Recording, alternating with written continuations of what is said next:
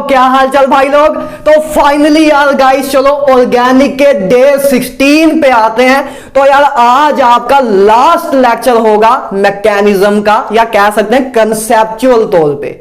ठीक है, आज के बाद आपके कोई भी ऐसा कंसेप्ट रह नहीं गया जो आपको ऑर्गेनिक में ना कराया गया हो। ठीक है, बात क्लियर है। तो आज यार हम 15 लेक्चर में हमने SN1 SN2 को बहुत डिटेल वे में किया था।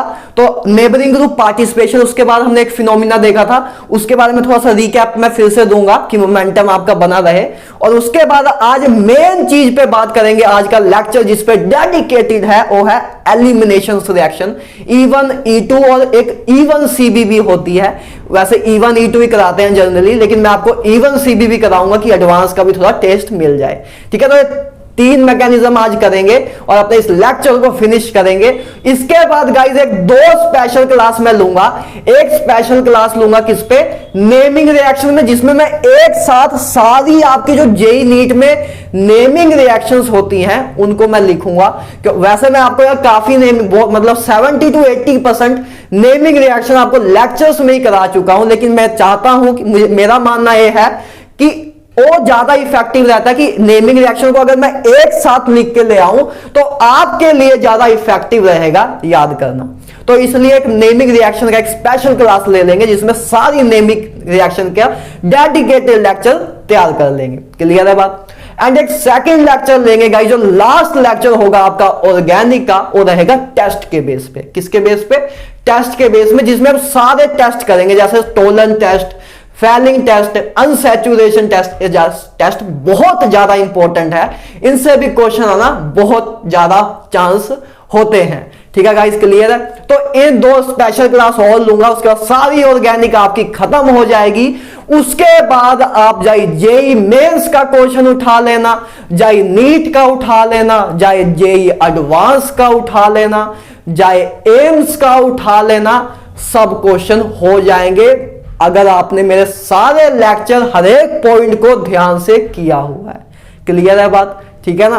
तो चलो अब आगे मूव ऑन करते हैं। सबसे पहले क्या करो, अपनी आंखें बंद करो, पूरी एनर्जी अंदर इकट्ठी करो और शुरू हो जाओ। तो गाइस चलो नेबरिंग ग्रुप पार्टिसिपेशन को आगे करते हैं। वैसे मैं आपको कंसेप्ट करा चुका हूं, लेकिन चलो एक बार रिकैप ले लेते हैं कि मोमेंटम बन जाए। उसके बाद अपने मेन चीज पे आते हैं, E1 E2 और E1 CB पे। ठीक है, तो चलो देखो नेबरिंग ग्रुप पार्टिसिपेशन होता क्या था।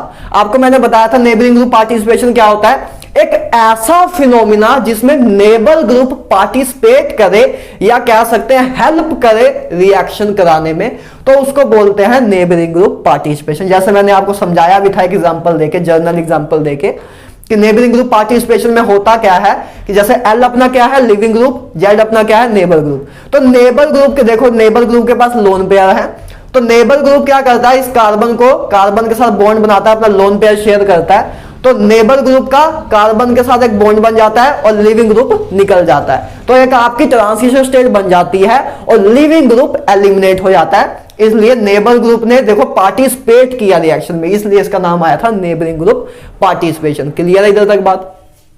तो उसके बाद आपकी एक ट्रांजिशन स्टेट आती थी, तो उसके बाद बस आप न्यूक्लियोफाइल का अटैक करा देते थे। देखो अब न्यूक्लियोफाइल इधर अटैक करने के दो प्रोबेबिलिटी है, दो तरीके से अटैक कर सकता है। देखो न्यूक्लियोफाइल इस कार्बन पे भी अटैक कर सकता है, इस कार्बन पे भी।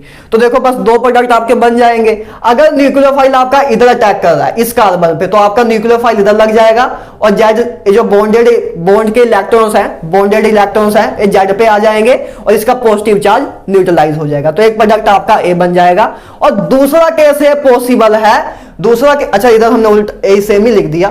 दूसरा कैसे पॉसिबल है कि न्यूक्लियोफाइल आपका इधर अटैक कर दे, न्यूक्लियोफाइल आपका इधर इस कार्बन पे अटैक कर दे। देखो पहले आपने न्यूक्लियोफाइल को इस पे अटैक कराया, तब आपका इधर न्यूक्लियोफाइल लग गया और इधर आपका जेड लग जाएगा। और दूसरा चांस क्या है कि न्यूक्लियोफाइल इस कार्बन पे अटैक कर दे।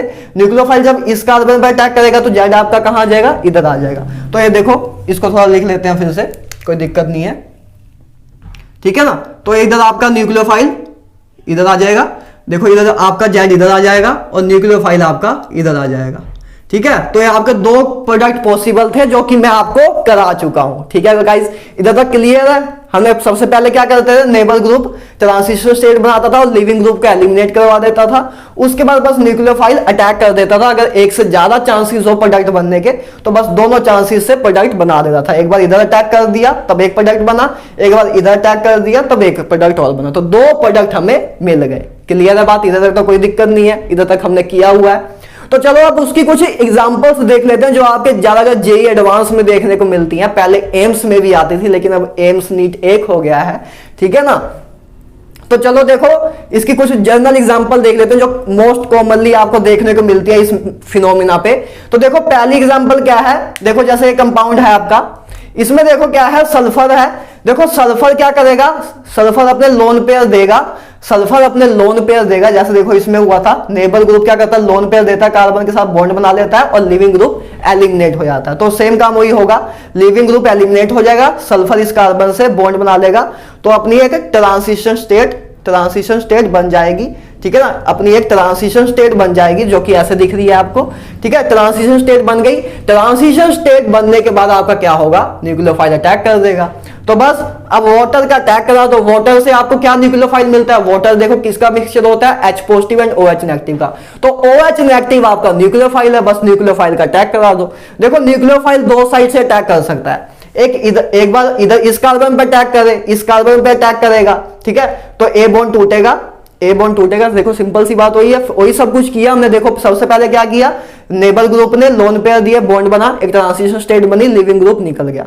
उसके बाद ट्रांजिशन स्टेट बनी, उसके बाद हमने दोनों साइड से अटैक करा दिया बस।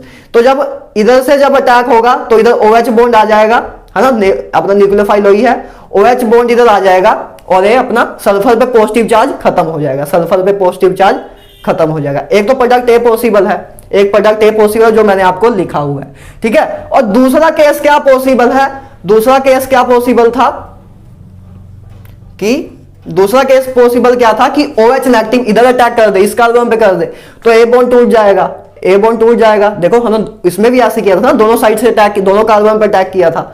तो अब OH इधर आ जाएगा, अब आपका OH इधर आ जाएगा, पॉजिटिव चार्ज फिर से खत्म हो जाएगा क्योंकि पॉजिटिव जो ये बॉन्डेड इलेक्ट्रॉन्स थे ये सल्फर पे शिफ्ट कर गए।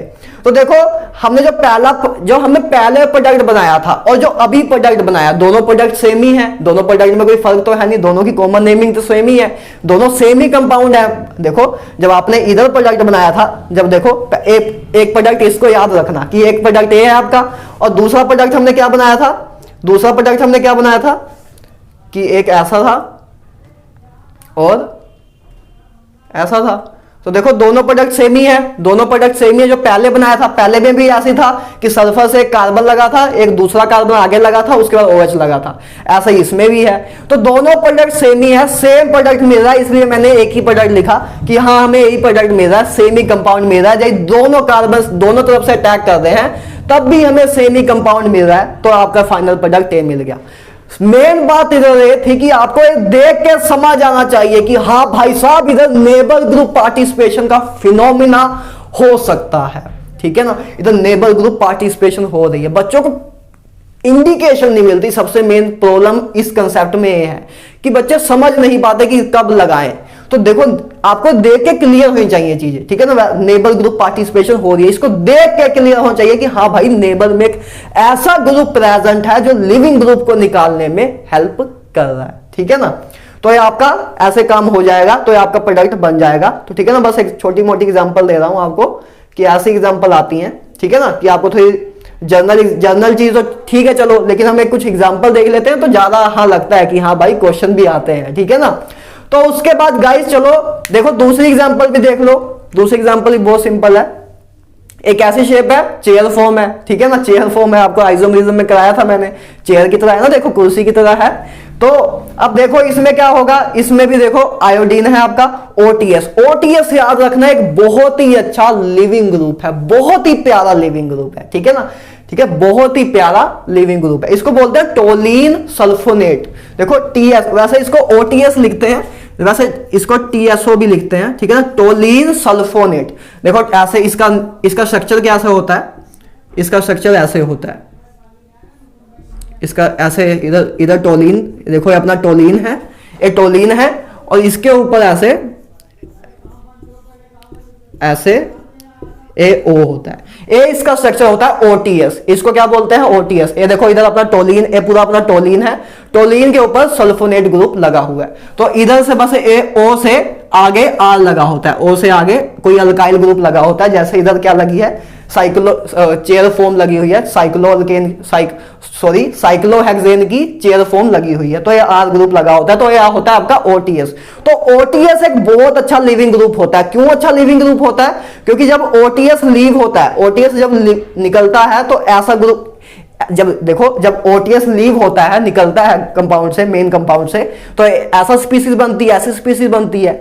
और आपको पता है कि ये जो स्पीसीज है हाईली स्टेबल है बाय रेजोनेंस। देखो नेगेटिव चार्ज इसका हाईली स्टेबल हो जाएगा, ये जो कंपाउंड है हाईली स्टेबल हो जाएगा बाय रेजोनेंस, तो ये अच्छा लिविंग ग्रुप है, ठीक है ना। तो चलो वैसे आपको इसका स्ट्रक्चर याद रख लेना तो अच्छी बात है, ठीक है ना, नहीं तो वैसे नहीं भी रखोगे तब भी कोई भारी नुकसान नहीं है आपका। तो OTS आपका एक बहुत ही अच्छा लिविंग ग्रुप है, बस इतना जरूर याद रखना, ठीक है, इतना याद रखना। तो इसमें भी सेम काम ही होगा।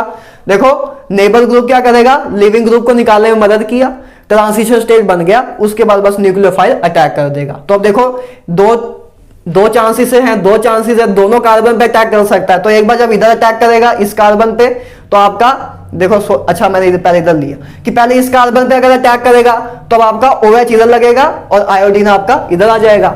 और एक प्रोबेबिलिटी ये भी है कि आपका OH इधर अटैक करे और आयोडीन इधर आ जाए। तो दो चांस है, दोनों कार्बन पे अटैक कर सकता है, तो हमने बस दोनों कार्बन पे अटैक करके अपने प्रोडक्ट लिख दिए, एक बार OH इधर आया, एक बार OH इधर आया। तो यही है बस नेबरिंग ग्रुप पार्टिसिपेशन। बहुत ही रेयर कंसेप्ट है, जनरली आता भी नहीं है, लेकिन हाँ जब एडवांस का पेपर अच्छा बनाना हो, एक अच्छा एक्स्ट्रा ऑर्डिनरी स्टूडेंट के लिए बनाना हो, तब एक क्वेश्चन आ सकते हैं, ठीक है, क्योंकि बच्चे इंडिकेट नहीं कर पाते कि हाँ भाई इसमें नेबरिंग ग्रुप पार्टिसिपेशन हो रही है। तो इसलिए मैंने एग्जांपल दी कि हाँ आपको थोड़ा इंडिकेशन मिलना स्टार्ट हो जाए, आपके माइंड में एक इंडिकेशन जाए, एक आइडिया जाए कि हाँ हमने कैसे, हमें पता लगेगा कि इसमें नेबरिंग ग्रुप पार्टिसिपेशन हो रही है, ठीक है। तो दो एग्जांपल से आई होप आपको नेबरिंग ग्रुप पार्टिसिपेशन क्लियर हो गया हो, ठीक है ना। तो चलो अच्छा चलो एलिमिनेशन रिएक्शन स्टार्ट करने से पहले एक क्वेश्चन सोल्व करके दो मुझे। ये SN1 SN2 का क्वेश्चन है, तो चलो इसको सोल्व करो, पॉज करो वीडियो को और सोल्व करो और फाइनल आंसर मुझे बताओ क्या लिखा। पॉज करो भाई साहब, ऐसे ना बैठो, मुझे मेरी शक्ल को ना देखो, ठीक है। मैं कर रहा हूं तो आई होप आपने पॉज कर लिया हो। काफी तो मेरे जैसे भी बैठे होंगे, नहीं भैया ही करेंगे, हम तो नहीं करेंगे कुछ। तो देखो इसमें प्रोडक्ट क्या बनेगा। देखो पहली रिएक्शन है OH नेगेटिव का अटैक कराया मैंने, न्यूक्लियोफाइल का अटैक कराया इन प्रेजेंस ऑफ वाटर, तो ये आपका कंपाउंड है। दूसरा अटैक कराया मैंने OH नेगेटिव का इन प्रेजेंस ऑफ एसीटोन। तो बताओ प्रोडक्ट क्या लिखा आपने। देखो मैं पहले एक बार आपकी आंसर लिख देता हूं, फिर चेक करना, पहले बताना मुझे कि आपने प्रोडक्ट यही लिखा कि क्या लिखा, क्या है अपना ये। अच्छा तो ऐसे इधर, हाँ ठीक है, तो इधर ये आ जाएगा, तो ठीक है, बहुत सिंपल। तो एक प्रोडक्ट तो ये है, बताओ ये सही लिखा आपने, ठीक है। बस इसी में गलती हो सकती थी, बाकी तो कोई दिक्कत नहीं आएगी। तो और दूसरा प्रोडक्ट आपका ए है, दूसरा प्रोडक्ट आपका ए है। तो बताओ कमेंट सेक्शन में बताना, जरूर बताना, बैठे ना रह जाना, कमेंट सेक्शन में बताना कि गलत किया कि सही किया, ठीक है। पता तो लगे कि SN1 SN2 सही तरह क्लियर हुई है कि नहीं अभी। तो देखो पहले चेक करो कि आपने आंसर लिखा, दोनों क्वेश्चन सही तरह सोल्व हुए कि नहीं हुए।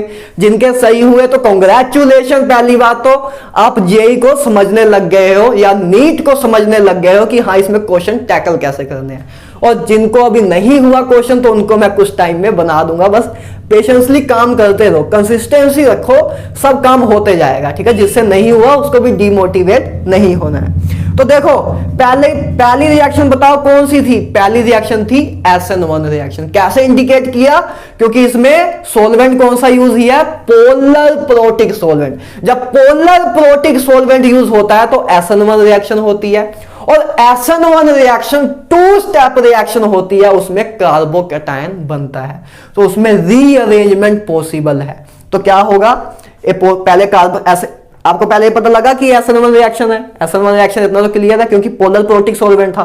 तो आपका इधर कार्बोकैटायन बन गया, कार्बोकैटायन बना, उसके बाद आपको पता है रीअरेंजमेंट पॉसिबल है। तो 2 डिग्री था, अब देखो इसमें रीअरेंजमेंट कर सकते हो, हाँ कर सकते हैं, क्योंकि जब मिथाइल शिफ्टिंग करेंगे, जब मिथाइल ग्रुप इधर आके इधर लगेगा, है ना, मिथाइल ग्रुप जब आपका इधर आके लगेगा CH3 नेगेटिव, जब मिथाइल ग्रुप आपका हवा में ऐसे टहलता हुआ आएगा बेचारा और इधर आके लगेगा तो पॉजिटिव चार्ज इधर आ जाएगा, तो 3 डिग्री कार्बोकेटाइन बन जाएगा, तो स्टेबल कार्बोकेटाइन बन जाएगा। तो मैंने आपको बताया था कि SN1 में पहले कार्बोकेटाइन बनाओ, उसकी अगर रीअरेंजमेंट हो सकती है तो रीअरेंजमेंट करो। तो आप पहले रीअरेंजमेंट किया तो आपका पॉजिटिव चार्ज इधर आएगा और उसके बाद आप न्यूक्लियोफाइल का अटैक करा दोगे तो आपका प्रोडक्ट A आया। क्लियर है? तो बहुत सिंपल, ठीक है ना। और देखो उसके बाद जो एक दूसरा क्वेश्चन था, दूसरे क्वेश्चन का जो आंसर लिखा मैंने वो क्या था, देखो दूसरा जो अपना क्वेश्चन था वो कैसे था, क्वेश्चन कौन सा मैकेनिज्म उसमें फॉलो हो रहा है। दूसरे क्वेश्चन में मैंने एसीटोन लिया, क्या लिया, एसीटोन। एसीटोन क्या होता है, पोलर एप्रोटिक सॉल्वेंट। तो पोलर एप्रोटिक सॉल्वेंट है तो कौन सा मैकेनिज्म फॉलो होगा, SN2। और SN2 is a one step reaction, इसमें कोई कार्बोकेटाइन नहीं बनता, मतलब रीअरेंजमेंट नहीं होगी। तो बस सिंपल सा अटैक हो जाएगा, बस इधर से H क्लोरीन निकलेगा और OH लग जाएगा, क्लोरीन निकलेगा और OH लग जाएगा। ज्यादा अच्छा बेटर ये रहेगा कि OH को आप ना ऊपर दिखाओ कि OH को हमने अटैक इधर से कराया, बैक साइड से, ठीक है ना। वैसे मेरे पास जगह नहीं थी ऊपर तो इसलिए मैंने दिखाया नहीं, ठीक है ना। तो वैसे बेटर ये रहेगा कि OH का अटैक इधर लिखो, ठीक है ना, कि आपको बॉन्ड रोटेशन भी पता हो कि बॉन्ड किस तरफ है, ठीक है। तो आपके दो प्रोडक्ट ऐसे बनेंगे।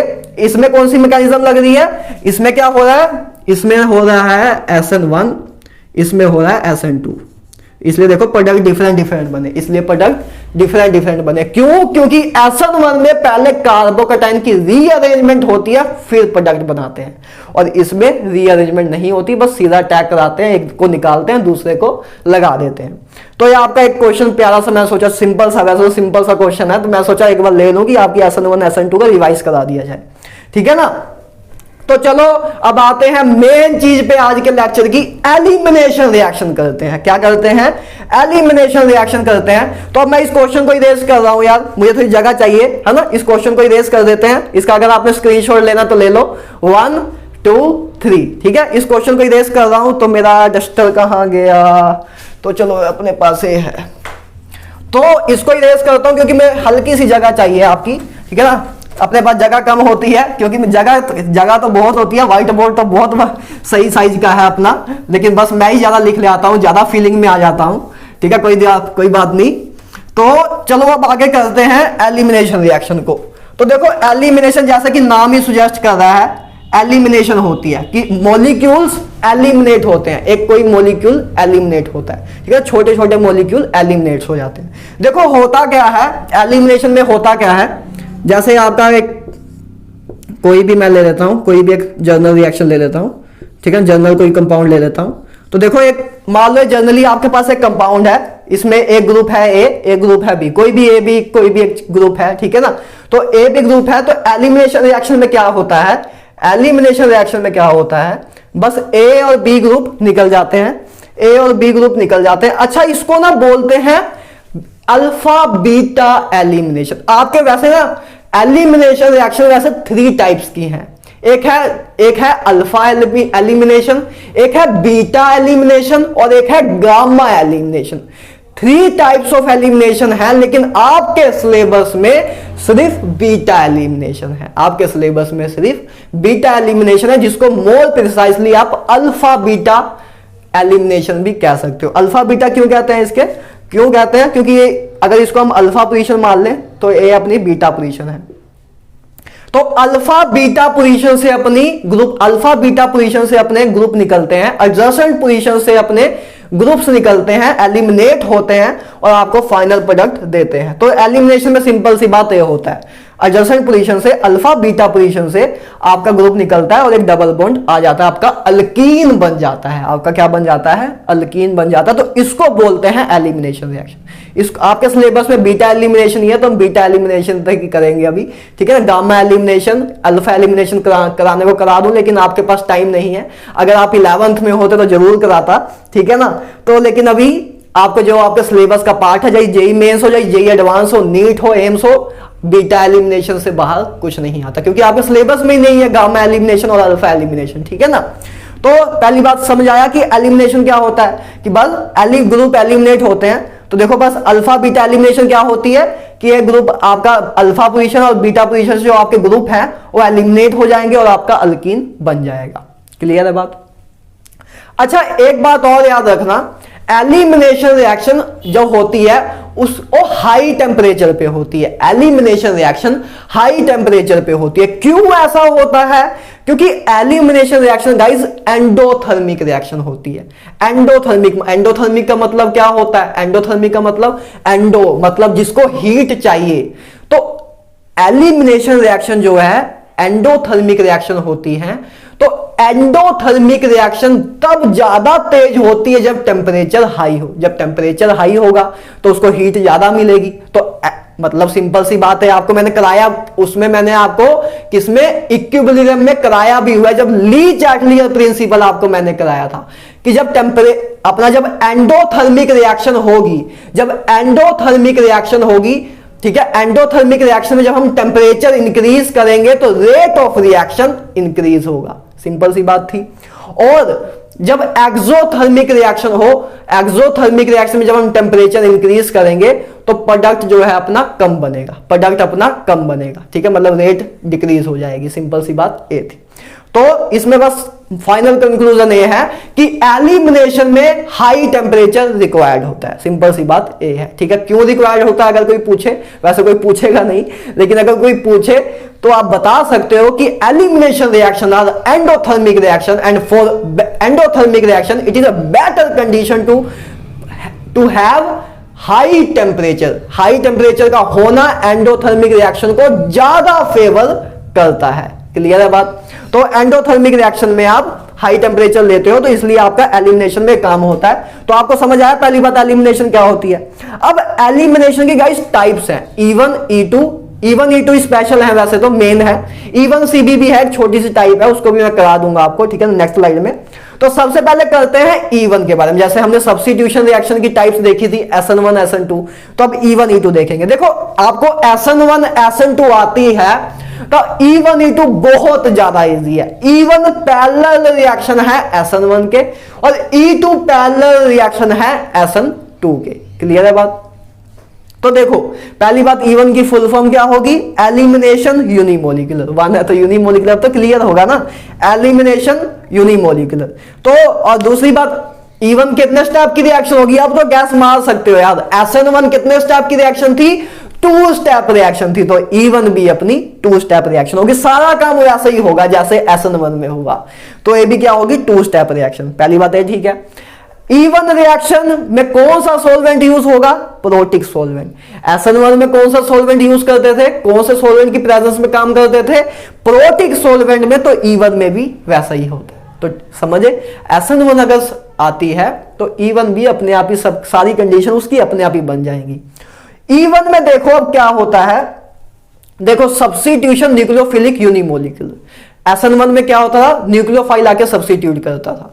तो उसमें गाइस SN1 में क्या होता था? SN1 में वीक न्यूक्लियोफाइल यूज होता था। SN1 में वीक न्यूक्लियोफाइल यूज होता था। और एलिमिनेशन रिएक्शन में गाइस हम बेस यूज करते हैं। न्यूक्लियोफिलिक मतलब SN रिएक्शन में हम सब्स्टिट्यूशन रिएक्शन में हम न्यूक्लियोफाइल का यूज करते थे और एलिमिनेशन रिएक्शन में बेस यूज होता है। बस सिंपल सी बात, फर्क इतना सा है। तो उसमें SN1 में क्या यूज होता था? वीक यूज होता था, वीक न्यूक्लियोफाइल। तो इसमें वीक बेस यूज होता है, इसमें भी वीक यूज होता है, उसमें भी वीक यूज होता है। वीक क्यों यूज होता था? क्योंकि ये 2 स्टेप रिएक्शन है और अपनी जो क्या नाम है, अपनी जो दूसरी रिएक्शन थी E2 रिएक्शन थी, एक कितनी है? 1 स्टेप रिएक्शन है और 1 स्टेप रिएक्शन करानी है तो स्ट्रॉन्ग बेस यूज होगा। और जब 2 स्टेप रिएक्शन है तो चलो भाई 2 स्टेप में हो जाएगी, ठीक है, क्योंकि वीक न्यूक्लियोफाइल है, ठीक है, सॉरी वीक बेस है अपना। तो इसमें वीक बेस यूज होता है। जैसे फॉर एग्जांपल आपको थोड़ा मोस्ट पॉपुलर एग्जांपल बता दूं तो इथेनॉल हो गया, मिथेनॉल हो गया, वाटर हो गया। तो ये तीनों क्या है आपके? क्या है? वीक बेस है। तो ये क्या है अपने? बेस, वीक बेस है, डी नहीं आएगा। Weak base like ethanol, methanol, water are use, ठीक ठीक है ना, क्लियर है। तो इसमें weak nucleophile weak base use होता है। तो सब कुछ वैसे ही चल रहा है। देखो सबसे पहले हमने क्या किया, SN1 में हमने किया था कि हाँ 2 स्टेप रिएक्शन है। यूनिमोलिकुलर का मतलब क्या कि इसका ऑर्डर या मोलिकुलरिटी भी कह सकते हो कि 1 है, ऑर्डर या मोलिकुलरिटी इसकी 1 है। प्रोटिक सॉल्वेंट SN1 में भी यूज होता था तो E1 में, इसीलिए मैंने बोला कि E1 is a parallel reaction to the SN1, कि E1 पैरेलल रिएक्शन है SN1 के। क्लियर है बात। तो आपका सब कुछ वैसे ही चल रहा है, ठीक है। अब देखो इसमें एलिमिनेशन में हाई टेम्परेचर रिक्वायर्ड होता है। तो देखो इधर मैंने 2 डेल्टा लिखे हैं, इधर मैंने 2 डेल्टा लिखे हैं।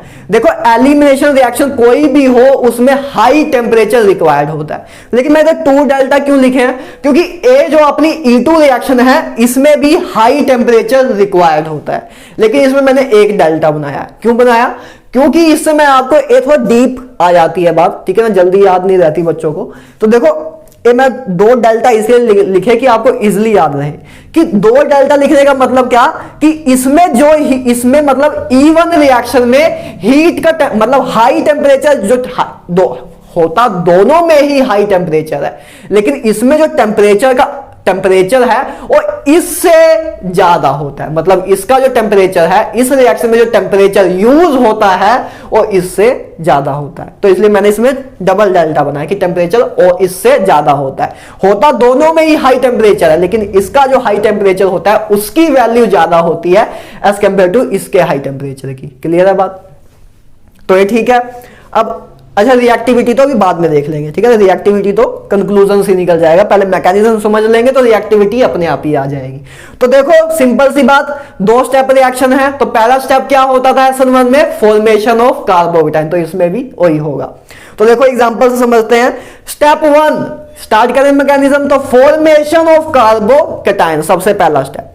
तो जैसे मैंने एक एग्जांपल लिया आपकी, तो ये एग्जांपल मैं लिया, ठीक है, क्लोरीन लगा हुआ है इधर, ठीक है ना। तो CH3COH यूज किया मैंने एज अ सोलवेंट है, पोलर प्रोटिक सोलवेंट और पोलर एप्रोटिक सोलवेंट आपको SN1 SN2 के टाइम बता चुका हूं, ठीक है ना। तो ये आपका यूज किया मैंने। तो बस पहले स्टेप में क्या होगा, कार्बोकेटाइन बनेगा। और कार्बोकेटाइन बन रहा है तो हमें इनडायरेक्टली क्या बता रहा है, ये हमें ये बता रहा है कि रीअरेंजमेंट पॉसिबल है। तो कार्बोकेटाइन बना तो अब रीअरेंजमेंट कर सकते हैं। तो ये 2 डिग्री है तो इसको हम 3 डिग्री में कन्वर्ट कर सकते हैं। तो बस मिथाइल शिफ्टिंग की, 1 to मिथाइल शिफ्टिंग की, तो आपका स्टेबल कार्बोकेटाइन हमने और बना दिया। तो फाइनली आपका फर्स्ट स्टेप कंप्लीट हो गया कि आपने कार्बोकेटाइन बनाया और रीअरेंजमेंट पॉसिबल थी, इसलिए आपने रीअरेंजमेंट कर दी। तो पहला स्टेप हमने वैसे किया जैसे हमने SN1 में किया। अब बस दूसरा स्टेप क्या होगा, elimination of H positive from adjacent carbo, मतलब एडजेसेंट पोजीशन ऑफ कार्बोकेटाइन। देखो जहां आपका कार्बोकेटाइन बना, ये आपका कार्बोकेटाइन बना, कार्बोकेटाइन के एडजेसेंट पोजीशन से हाइड्रोजन H पॉजिटिव निकल जाता है, तो बस देखो अब आपके पास देखो समझने की बात अब ये है, इधर से अब आपका नवा एक कंसेप्ट स्टार्ट होगा, हॉफमैन प्रोडक्ट एंड सिरजर प्रोडक्ट के बारे में आप सीखोगे। वैसे मैं आपको करा चुका हूं हॉफमैन और सिरजर प्रोडक्ट। जब आपने कब कराया है बताओ जल्दी, जब आपको मैंने हाइपर कंजुगेशन कराया था तब उधर मैंने आपको स्टेबिलिटी ऑफ अल्कीन्स के बारे में बताया था, उधर कराया था। याद है कि नहीं याद है? याद होना चाहिए था। चलो नहीं याद है तो रिवाइज करा देता हूं, ठीक है ना। तो देखो उसका सेकंड स्टेप में बस क्या होगा, एलिमिनेशन होगी H पॉजिटिव की from adjacent carbocation. Adjacent position लिख लेना बीच में, पोजीशन ऑफ कार्बोकेटाइन, ठीक है ना। तो देखो यहाँ पर कार्बोकेटाइन बना। अब देखो कार्बोकेटाइन के एडजेसेंट पोजीशन पे कार्बन पे हाइड्रोजन है। ये देखो ए दो जो हाइड्रोजन है ये तो सिमिलर ही है, मतलब देखो चाहे हाइड्रोजन इधर से निकाले चाहे इधर से निकाले एक ही बात है।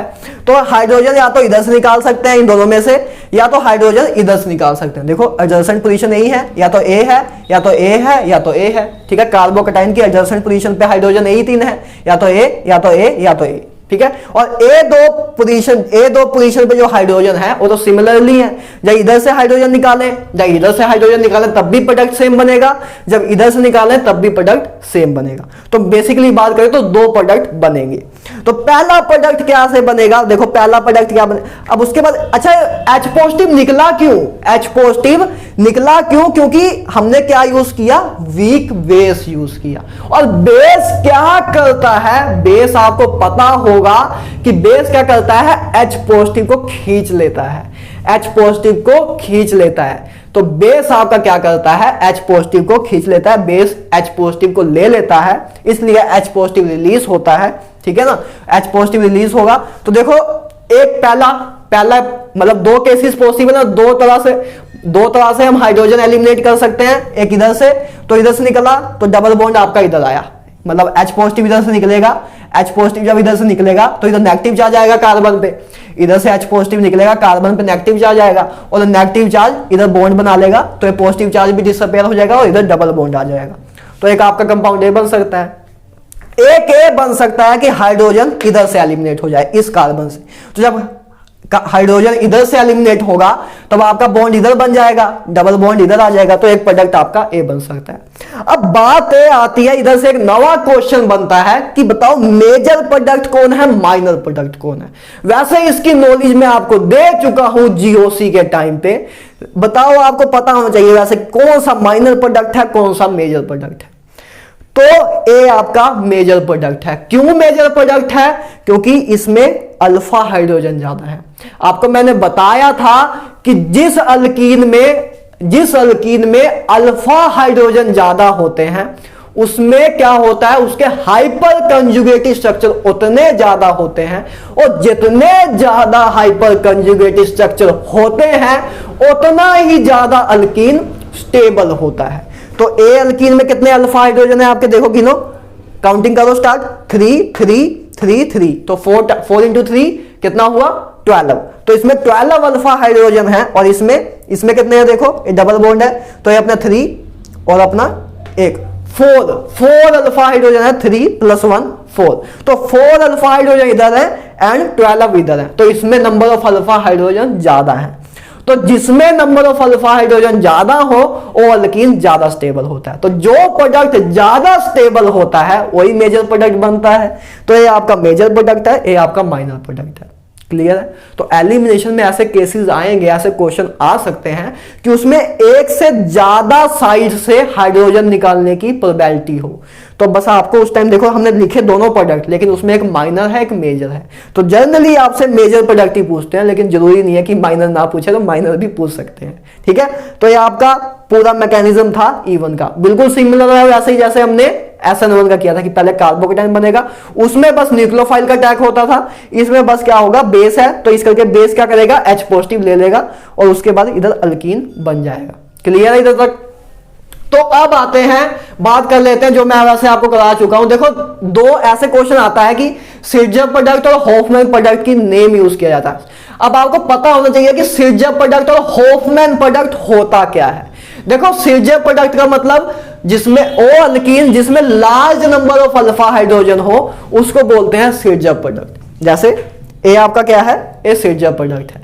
लार्ज अल्फा हाइड्रोजन हो जिस अल्कीन में उसको बोलते हैं सिरजर प्रोडक्ट, और जिसमें लेस अल्फा हाइड्रोजन हो उसको बोलते हैं हॉफमैन प्रोडक्ट। तो क्वेश्चन ऐसा भी पूछ सकते हैं कि what is a Saytzeff product for a this reaction, या ये भी पूछ सकते हैं what is a Hofmann product for a this reaction. तब आप हॉफमैन प्रोडक्ट पूछा हो तो आप ये बोलोगे कि हाँ ये हॉफमैन प्रोडक्ट है। आपको पता होना चाहिए कि हॉफमैन प्रोडक्ट का मतलब क्या। हॉफमैन प्रोडक्ट का मतलब क्या, वो प्रोडक्ट जिसमें लेस अल्फा हाइड्रोजन हो उसको बोलते हैं हॉफमैन प्रोडक्ट, और वो प्रोडक्ट जिसमें लार्ज अल्फा हाइड्रोजन हो उसको या मोर कह सकते हो, ठीक है, लार्ज नहीं मोर अल्फा कह सकते हो, मोर अल्फा हाइड्रोजन हो उसको बोलते हैं सिरजर प्रोडक्ट। ठीक है ना। क्लियर है इधर तक। तो इधर तक क्लियर है। सिरजर प्रोडक्ट वैसे सिरजर प्रोडक्ट और हॉफमैन प्रोडक्ट मैं आपको करा भी चुका था। तो ए आपका क्या है, सिरजर प्रोडक्ट, और ए आपका क्या है, हॉफमैन प्रोडक्ट। अभी तक बहुत सिंपल चल रहे हैं। अगर आपने SN1 SN2 किया हुआ है फिर कोई दिक्कत नहीं आ रही होगी। आज का लेक्चर तो बहुत ईजी चल रहा होगा। ठीक है ना। अब देखो बात करते हैं आगे। देखो एक पॉइंट क्या है, generally Saytzeff product is a major product. वैसे भी देखो सिरजर प्रोडक्ट मेजर प्रोडक्ट ही होता है। क्यों, क्योंकि जिसमें अल्फा हाइड्रोजन ज्यादा होंगे उसमें number of hyper conjugated structure ज्यादा होंगे। तो जिसमें हाइपर कंजुगेटेड स्ट्रक्चर ज्यादा होंगे वो कंपाउंड ज्यादा स्टेबल होगा। तो जिसमें अल्फा हाइड्रोजन ज्यादा होते हैं वो प्रोडक्ट ज्यादा स्टेबल होता है। तो इसलिए जर्नली, लेकिन जर्नली लिखा है मैंने, इस बात का ध्यान रखना, भी बताऊंगा एडवांस में कैसे क्वेश्चन घुमा देते हैं।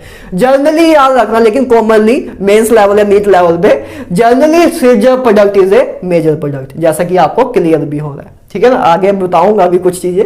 ठीक है ना, ऐसे फालतू सूखा सूखा नहीं रहेगा काम। तो आई होप E1 क्लियर है। अब बात करते हैं E2 के बारे में। E2 की full form elimination by molecular. Order कितना होगा, मतलब 2 होगा या मोलिकुलरिटी 2 होगी। ठीक है ना। अच्छा, इसका एक्सप्रेशन लिखने की तो जरूरत नहीं है ना इसमें, इसकी एक्सप्रेशन तो इसका जब लिखना लिख लो, मेरा कुछ नहीं जा रहा है।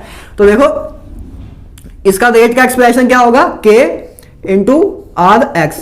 ठीक है ना, इस पे बेस पे डिपेंड नहीं करता, तो आप वैसे भी अपने आप भी लिख सकते थे, जैसे SN1 का आया था वैसे इसमें भी आएगा।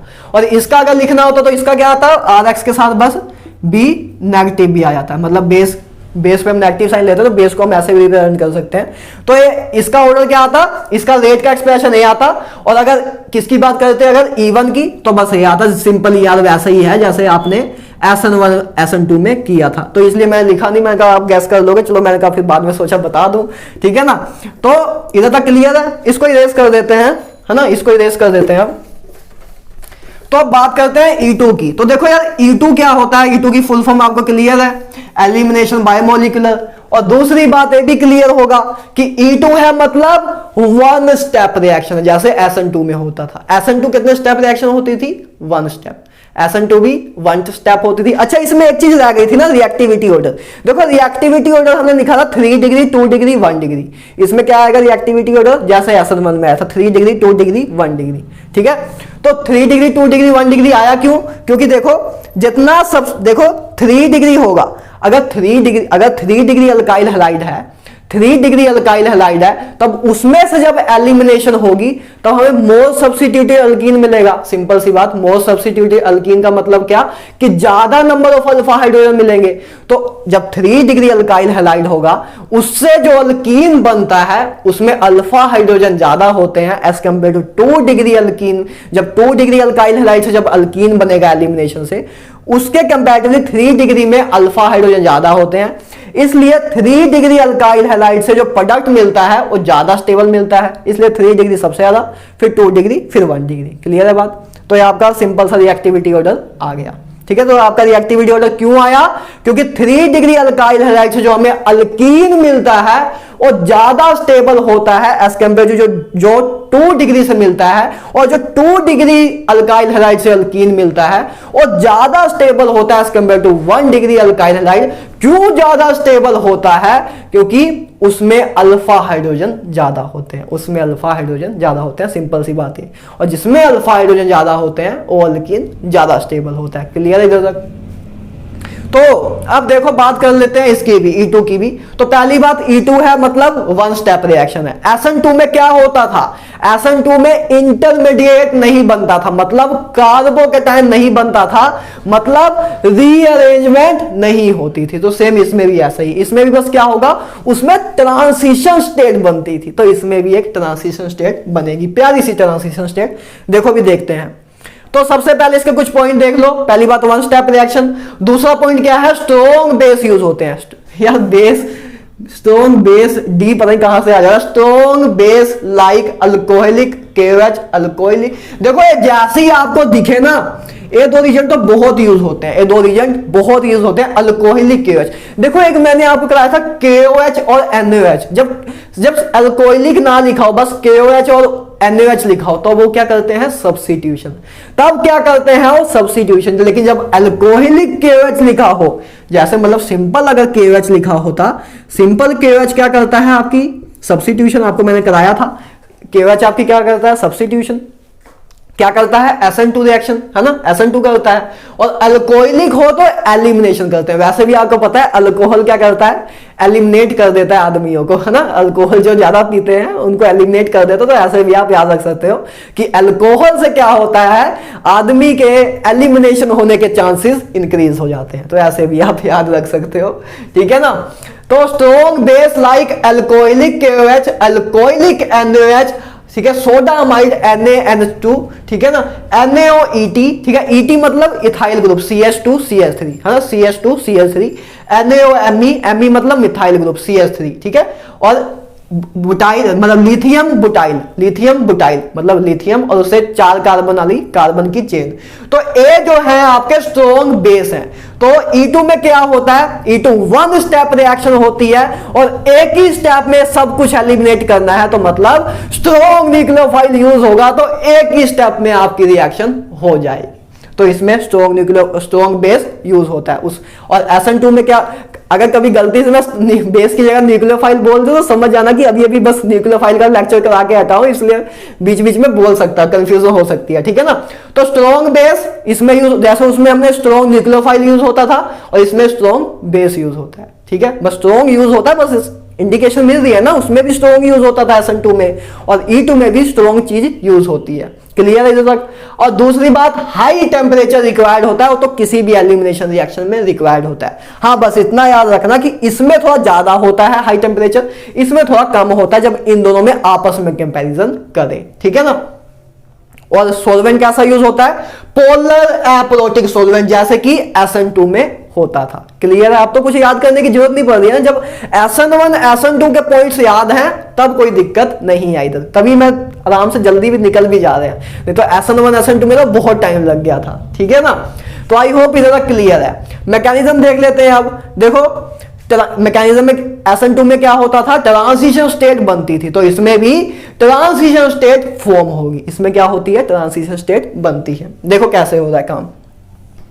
ये आपका मैंने कोई जनरल एग्जांपल ले ली है, ठीक है ना। सबसे पहले क्या करता है, बेस है, देखो बेस स्ट्रॉन्ग बेस यूज होता है, तो क्या होता है इसके मैकेनिज्म में, बेस क्या करता है, बेस आपको पता है हाइड्रोजन H पॉजिटिव को ले लेता है, H पॉजिटिव को खींच लेता है। तो बेस क्या करेगा, H पॉजिटिव को अब्स्ट्रैक्ट कर देगा। H पॉजिटिव को इसने लिया, तो H पॉजिटिव लिया तो जो कार्बन पे नेगेटिव चार्ज आ जाएगा, कार्बन पे जो नेगेटिव चार्ज आया वो इधर बॉन्ड बनाएगा, इधर बॉन्ड बनाएगा और ये लिविंग ग्रुप निकल जाएगा, ये लिविंग ग्रुप निकल जाएगा तो आपका अल्कीन बन जाएगा। तो ये आपकी ट्रांजिशन स्टेट होगी। तो ट्रांजिशन स्टेट मैंने आपको बताया था कि ट्रांजिशन स्टेट क्या होती है, वो स्टेट जो रिप्रेजेंट, ट्रांजिशन स्टेट हमें क्या रिप्रेजेंट करती है, ट्रांजिशन स्टेट हमें रिप्रेजेंट करती है कि कौन सा बॉन्ड बनना स्टार्ट हुआ और कौन सा बॉन्ड टूटना स्टार्ट हुआ। तो ये आपकी ट्रांजिशन स्टेट है। देखो क्या रिप्रेजेंट कर दिया है, देखो ये रिप्रेजेंट कर दिया है कि हाइड्रोजन का बॉन्ड टूटना स्टार्ट हुआ, बेस के साथ बॉन्ड बनना स्टार्ट हुआ हाइड्रोजन का, और इधर बात करें तो कार्बन का बॉन्ड बनना स्टार्ट हुआ और हेलोजन का बॉन्ड टूटना स्टार्ट हुआ, या कोई भी लिविंग ग्रुप भी कह सकते हो, ठीक है। तो ये आपका टूटना स्टार्ट हुआ। तो ये आपकी ट्रांजिशन स्टेट है जिसमें आपको बता रहा है कि हाइड्रोजन का बॉन्ड ब्रेक होना स्टार्ट हुआ, ए बॉन्ड बनना स्टार्ट हुआ, ए बॉन्ड बनना स्टार्ट हुआ और ए ब्रेक हुआ। तो ये आपकी ट्रांजिशन स्टेट बन रही है। क्या हो रहा है, बेस हाइड्रोजन H पॉजिटिव को अब्स्ट्रैक्ट कर रहा है, तो जब इस पे जो नेगेटिव चार्ज आएगा वो इधर बॉन्ड बनाएगा और ये अपना लिविंग ग्रुप निकल जाएगा। तो ये आपकी ट्रांजिशन स्टेट है। अच्छा, इसको ना वैसे आपके सिलेबस का पार्ट नहीं है, लेकिन इसको ना बेबी अल्कीन भी बोलते हैं। जब आप हायर लेवल्स की बुक्स देखोगे ना तो उसमें इसको बेबी अल्कीन भी बोलते हैं, मतलब अल्कीन की तरह दिखने वाला उसका बच्चा। जैसे मदर फादर की शक्ल हम पे, मतलब जो मदर फादर की शक्ल होती है उसका हमें इफेक्ट पड़ता है, अपनी शक्ल भी लगभग वैसी होती है और हाइट अपनी वैसी होती है, ठीक है ना। तो ये बेबी अल्कीन की तरह है, मतलब अल्कीन की जैसे इसमें मतलब जो अल्कीन है, अल्कीन जैसे उसका मदर या फादर है, उसी के जैसे डीएनए है इसका, मतलब उसी के जैसे डीएनए है, तो मतलब अल्कीन के जैसा दिखता है, सिंपल सी बात है। तो इसको बेबी अल्कीन भी बोलते हैं। क्या बोलते हैं, बेबी अल्कीन, अल्कीन का बच्चा ठीक है ना, बेबी अल्कीन, ठीक है। इसको बेबी अल्कीन भी बोलते हैं, लेकिन आपके सिलेबस में कराया नहीं जाता, लेकिन मैंने सोचा बता दूंगा, ऐसी थोड़ा अच्छा सा नाम लगता है, ठीक है। तो बेबी अल्कीन बोलते हैं इसको। तो ये आपकी ट्रांजिशन स्टेट हो गई। तो फाइनली आपके पास ये दोनों एलिमिनेट हो जाते हैं, ये दोनों एलिमिनेट हो जाते हैं, हाइड्रोजन और एक्स, अल्फा बीटा एलिमिनेशन हो जाती है और फाइनली डबल बॉन्ड आ जाता है, अल्कीन आपको मिल जाता है। तो ये है आपकी E2 रिएक्शन, ये है आपकी E2 रिएक्शन। इसमें आपका कार्बोकटायन नहीं बनता तो रीअरेंजमेंट पॉसिबल नहीं है। तो ये सिंपल है एज कंपेयर टू इसके। ऐसी SN1 में था ना, SN1 में भाई पहले रीअरेंजमेंट भी करनी होती थी, इसलिए SN1 थोड़ी टफ हो जाती थी एज कंपेयर टू SN2। तो इसी तरह E2 थोड़ी सिंपल है एज कंपेयर टू E1, क्योंकि इसमें काम ज्यादा करना पड़ता है, ठीक है ना। तो E2 में सिंपल सा बस एलिमिनेशन होगी, अल्फा बीटा से बस मॉलिक्यूल निकालो, काम खत्म, ठीक है ना। जैसे एग्जांपल देख लो, मैकेनिज्म समझ आया? हाइड्रोजन बेस क्या करेगा, हाइड्रोजन अब्स्ट्रैक्ट कर लेगा, इधर से ऐसे बॉन्ड इधर जाएगा, ए बॉन्ड बनेगा तो लीविंग ग्रुप निकल जाएगा, तो ये आपकी ट्रांजिशन स्टेट है, फाइनल प्रोडक्ट आपका बन गया। ठीक है, एग्जाम्पल देख लो, जैसे मैं देखो एक एग्जाम्पल लिया मैंने, ए वाली सेम एग्जांपल लिया क्योंकि मैंने सोचा दोनों साइड सेम एग्जांपल लूंगा तो आपको प्रोडक्ट में डिफरेंस पता लगेगा कि जब E1 मैकेनिज्म हो रहा है तब कैसे प्रोडक्ट बन रहा है और E2 बन रहा है तब कैसे प्रोडक्ट हो रहा है। तो डिफरेंस के लिए मैंने सेम एग्जांपल ली।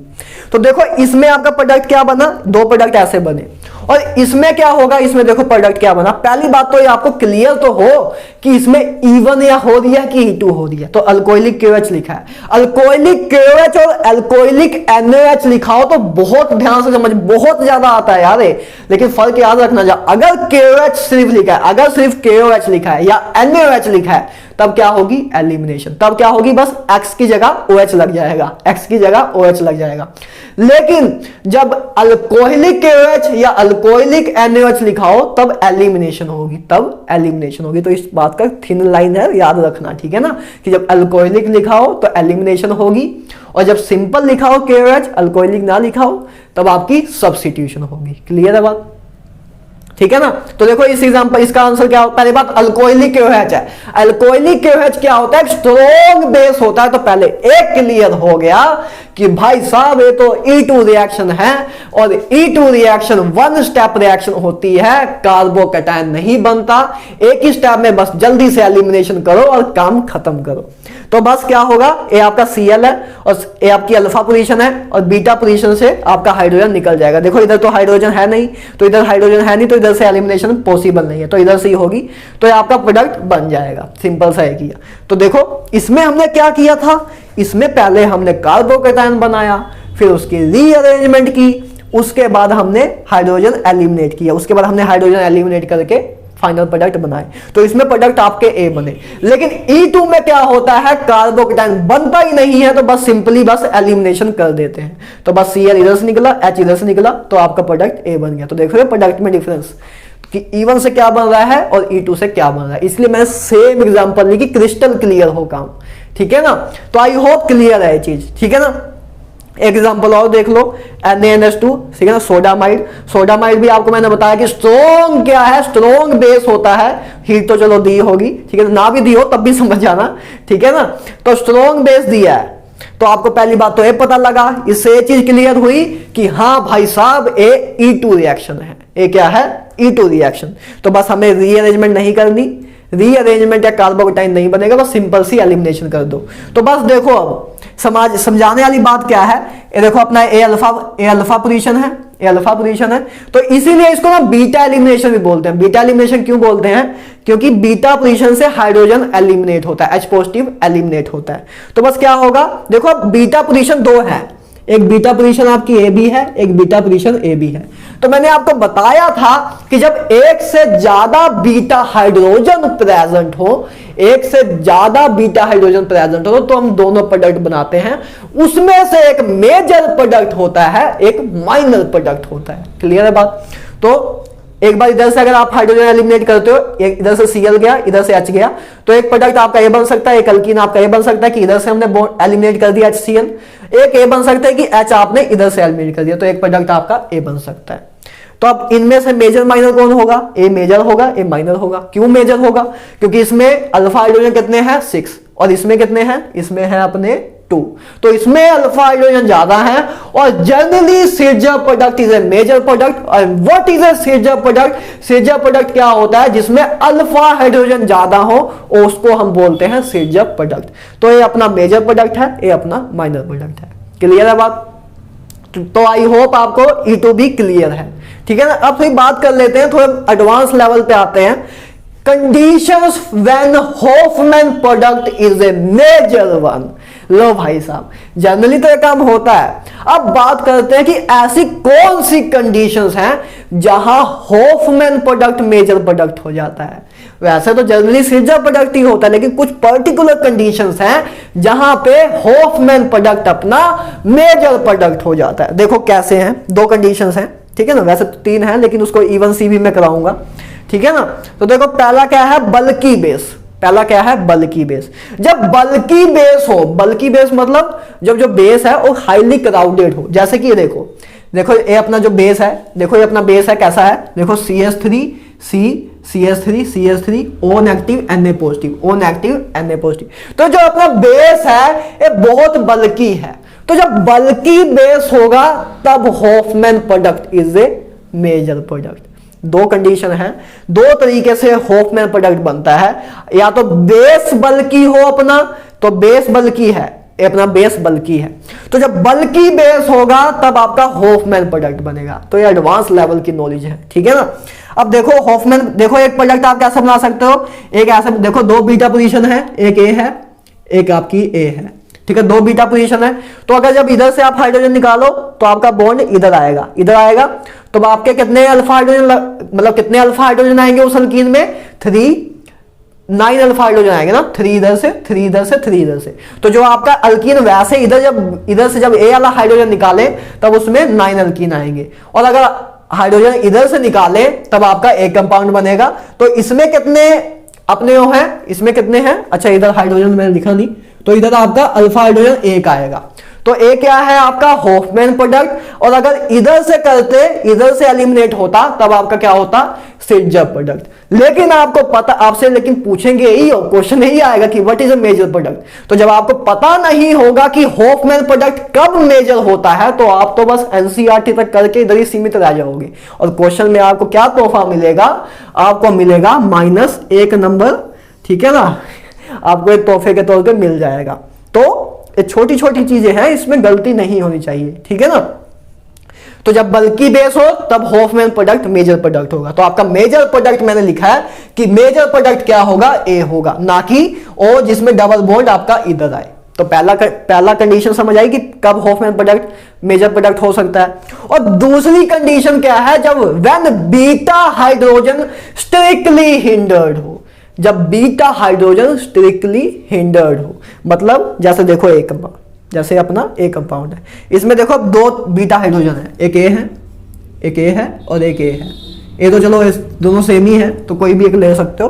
तो दो तरफ बीटा हाइड्रोजन है, तो ए जो बीटा हाइड्रोजन है आपका, ए जो बीटा हाइड्रोजन है स्टेरिकली हिंडर्ड है, मतलब इधर स्टेरिक, देखो इस बीटा हाइड्रोजन से स्टेरिक हिंडर ज्यादा है, मतलब क्राउडेड ग्रुप लगे हुए हैं। देखो जो ग्रुप है आपका बहुत ज्यादा क्राउडेड है ना, तो इसको मैंने बनाया हुआ है छोटा, इसको तो मैंने वैसे दिखाया हुआ है छोटा, लेकिन नहीं तो देखे तो ऐसे है ना, देखो हाइड्रोजन ऐसे है, ये आपका हाइड्रोजन ऐसे है, ठीक है ना, ऐसे एक मिथाइल ग्रुप और ऐसे लगा हुआ है, ठीक है ना, और एक मिथाइल ग्रुप आपका और ऐसे लगा हुआ है, तो आपका काफी ज्यादा क्राउडेड है। तो जब बीटा हाइड्रोजन स्टेरिकली हिंडर्ड हो, बीटा हाइड्रोजन, ये वाला बीटा हाइड्रोजन देखो स्टेरिक हिंडरेंस इस ग्रुप की ज्यादा है जो बीटा हाइड्रोजन से लगा है, तो जब बीटा हाइड्रोजन स्टेरिकली हिंडर्ड हो तब अपना एलिमिनेशन होगी, तब आपकी एलिमिनेशन होगी, और क्या बनेगा आपका हॉफमैन प्रोडक्ट मेजर प्रोडक्ट बनेगा। तो इसमें अगर इधर से हाइड्रोजन निकालते तब आपका इधर बनता जो प्रोडक्ट वो सिट्जर प्रोडक्ट होता, लेकिन आपको पता है कि जो आपका बीटा हाइड्रोजन है वो स्ट्रिक्टली हिंडर्ड है, तो इस करके आपका हॉफमैन प्रोडक्ट ही मेजर प्रोडक्ट होगा। तो दो बहुत ही स्पेशल पॉइंट है, बहुत ही स्पेशल एग्जांपल्स भी हैं, तो इसको याद रखना कि दो कंडीशन है हॉफमैन प्रोडक्ट के मेजर होने की। पहली कंडीशन बल्की बेस, दूसरी कंडीशन जब बीटा हाइड्रोजन स्ट्रिक्टली हिंडर्ड हो। ठीक है, क्लियर है बात, तो ये चीजों को याद रखना। अब बात करते हैं रिएक्टिविटी के बारे में। अब देखो बस इतनी बच्चों से कभी कभी गलती हो जाती है, कभी कभी बच्चे बेचारे मोह माया में फंस जाते हैं।